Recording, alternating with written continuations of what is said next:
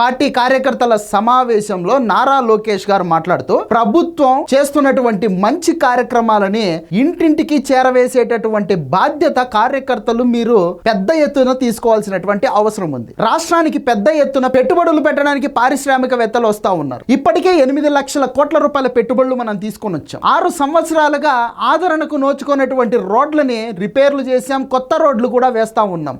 Super 6 పథకాలలో దాదాపు 4 పథకాలని మనము ఇంప్లిమెంట్ చేశాం. అవి లబ్ధిదారులకు అందుతా ఉన్నాయా లేదా అని మానిటర్ చేసేటటువంటి బాధ్యత కూడా మీరే తీసుకోవాలి. పార్టీలో ఏదైనా సమస్యలు ఉంటే మీకు నేనున్నాను. ఏదైనా సరే నిరుత్సాహం ఉన్నా వాటన్నిటిని పక్కన పెట్టి పార్టీ కోసం సీరియస్గా వర్క్ చేయండి. మీరు చేసేటటువంటి వర్కే మమ్మల్ని మీ దగ్గరికి తీసుకువచ్చేలాగా చేస్తుంది. ఎవరైతే ఎక్కువ పని చేస్తారో వాళ్ళకే పదవులు వస్తాయి అని నారా లోకేష్ గారు కార్యకర్తలకు ఆత్మస్థైర్యాన్ని మరింత నింపేటటువంటి ప్రయత్నం చేయడం జరిగింది.